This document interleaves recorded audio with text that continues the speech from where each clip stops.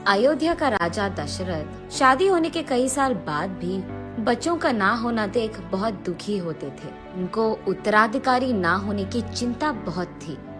वशिष्ठ महामुनि दशरथ राजा को ऐसे देख उनकी चिंता के कारण जानते हैं। राजा, महायज्ञ का आयोजन कीजिए, अब वो भगवान ही आपकी चिंता दूर कर देंगे।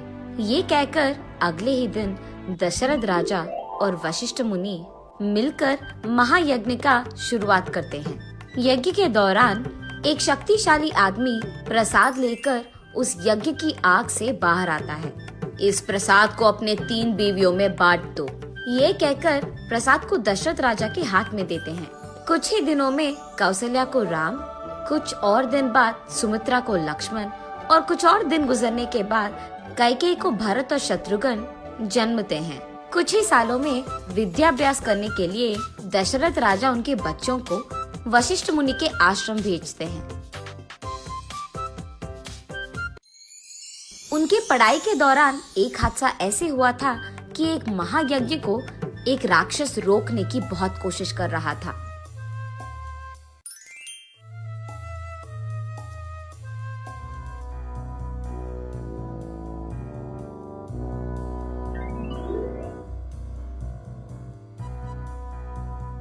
तब राम उसका ताकत और बुद्धि का इस्तेमाल करके उस राक्षस को खत्म कर देता है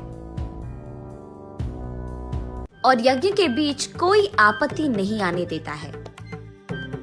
श्री राम की वीरता का वशिष्ठ महामुनि कदर करते हैं। दूसरी तरफ जनक महाराज सीता स्वयंवर के लिए डंडोरा पिटवाते हैं।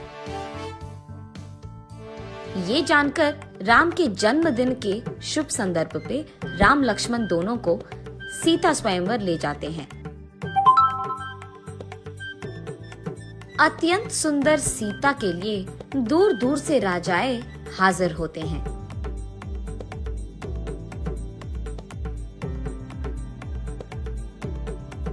वही मौजूद शिव धनुष को जो आदमी तोड़ता है, जनक महाराज कहते हैं कि वही आदमी सीता के पति बन पाएंगे। वही हाजिर बहुत सारे राजाएं उनकी अपनी अपनी ताकत का दिखावा करते हैं, लेकिन सारी कोशिश विफल होते हैं।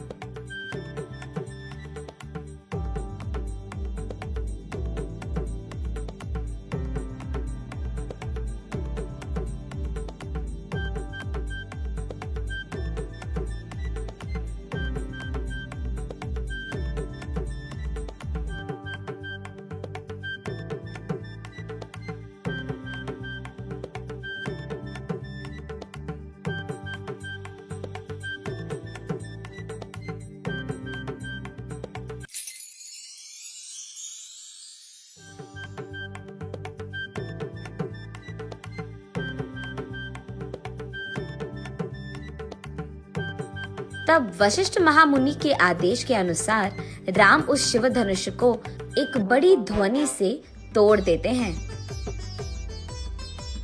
तब जनक महाराज सभी के आशीर्वाद से राम और सीता की शादी धूमधाम से करवाते हैं।